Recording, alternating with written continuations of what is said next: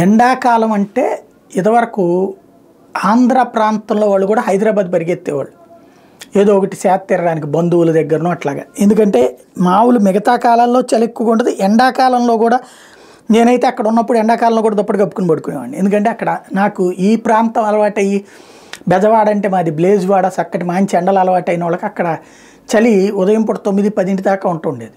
ఇప్పుడు మాత్రం మిత్రులు చెప్తున్నారు చాలామంది అసలు విపరీతమైన హీట్ అని. మరి సుదీర్ఘకాలంగా చల్లదనానికి అలవాటు పడటం వలన ఇది తట్టుకోలేకపోతున్నారా అంటే ఈ దఫా వాతావరణంలో వేడి ఉంటుందని వాతావరణ శాస్త్రవేత్తలు ఎప్పటి నుంచో చెప్తూ ఉన్నారు.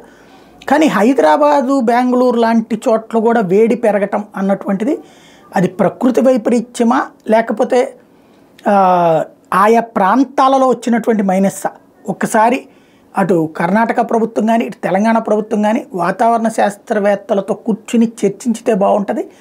ఎందుకంటే ఇప్పుడు ప్రపంచం నలుమూలల నుండి సంగతి పక్కన పెట్టినా దేశంలో నలుమూలల నుండి ఉద్యోగాలకు వచ్చే వాళ్ళలో ఎక్కువ మంది హైదరాబాద్ ప్రిఫర్ చేస్తున్నారు. ఎందుకయ్యా అంటే బెంగళూరుతో పోల్చుకుంటే కాస్ట్ ఆఫ్ లివింగ్ తక్కువ కాబట్టి, అలాంటి చల్లదనం కూడా ఉంటుంది కాబట్టి, ఆయా ప్రాంతాల్లో ఉన్న చల్లదనం ఇక్కడ కూడా ఉంటుంది కాబట్టి, ఇప్పుడు అక్కడ తేడా వచ్చిందంటే ప్రాబ్లం అవుతుంది. కాబట్టి ఇది ఆదిలోనే సమస్యకి పరిష్కారం కనుగొనటం బెటర్.